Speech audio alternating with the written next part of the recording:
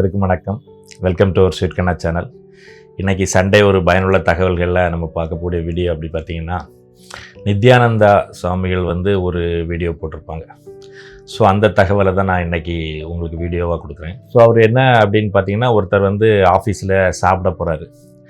சாப்பிட உட்காந்து first day அந்த சாப்பாடை திறக்கும்போது ஃப்ரெண்ட்ஸ் எல்லாம் உட்காந்துருக்காங்க, சேர்ந்து உட்காந்து சாப்பிட்றாங்க.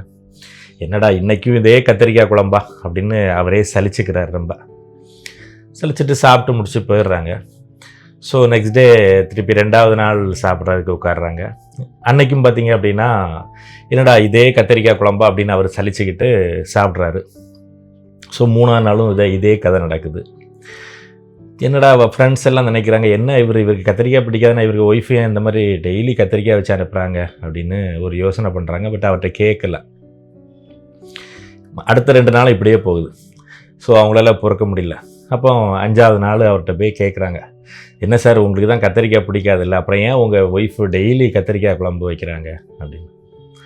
அவர் சொல்கிறார், இல்லைங்க நான் தான் டெய்லி சமைச்சிட்டு வரேன், நானே எடுத்து சாப்பிட்றேன் அப்படின்னு சொல்கிறார். ஸோ இதில் என்ன கருத்து அப்படின்னு நீங்கள் பார்த்தீங்க அப்படின்னா, நம்ம தான் சில முடிவுகள் எடுக்கிறோம். ஸோ முடிவெடுக்கும்போது அதை கவனமாக இது சரியாக வருமா இல்லை அப்படிங்கிறதும் நம்ம யோசிக்கிறதில்ல. அந்த முடிவுக்கோட விளைவு வரும்போதும் நம்ம தானே முடிவு எடுத்தோம், சரி எது வந்ததோ அதை நம்ம ஏற்றுக்கிட்டு அடுத்து போகலாம் அப்படின்னு நம்ம நகர்ந்து போகிறதும் இல்லை. அப்பவும் நம்ம அதை குறை சொல்லி அதுக்கு யாருக்கு மேலேயாவது பழி போட முடியுமா அப்படிங்கிறதையும் நம்ம யோசிக்கிறோம். இப்போ நம்மளே சமைக்கிறோம், சமைக்கும்போது சரியான ஒரு முடிவு எடுத்துட்டோம் அப்படின்னா சாப்பிடும்போது பிரச்சனை இல்லை.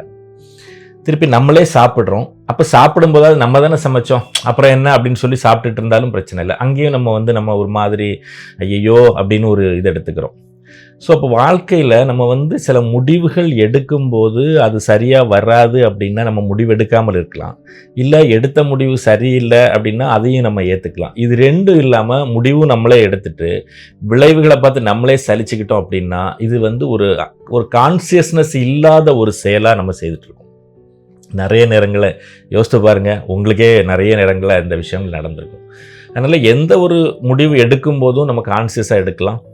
அந்த முடிவு எந்த விளைவை கொடுத்தாலும் அதை நம்ம முழுமையாக ஏற்றுக்கிட்டு கடந்து போனோம் அப்படின்னா வாழ்க்கை ரொம்ப சந்தோஷமாக இருக்கும். இது எனக்கு பிடிச்சிருந்த கதை, அதை சரி உங்களுக்கும் தெரிவிக்கலாம் அப்படின்னு சொல்லிட்டு இந்த வீடியோவில் மூலமாக உங்களுக்கு நான் தெரிவிக்கிறேன். நன்றி, தேங்க்யூ ஸோ மச். இந்த பிரபஞ்சம் உங்களுக்கு எல்லா செல்வங்களையும் வழங்கட்டும். என்றும் அன்புடன் கண்ணன் ராஜகோபால். நன்றி, வணக்கம், தேங்க்யூ.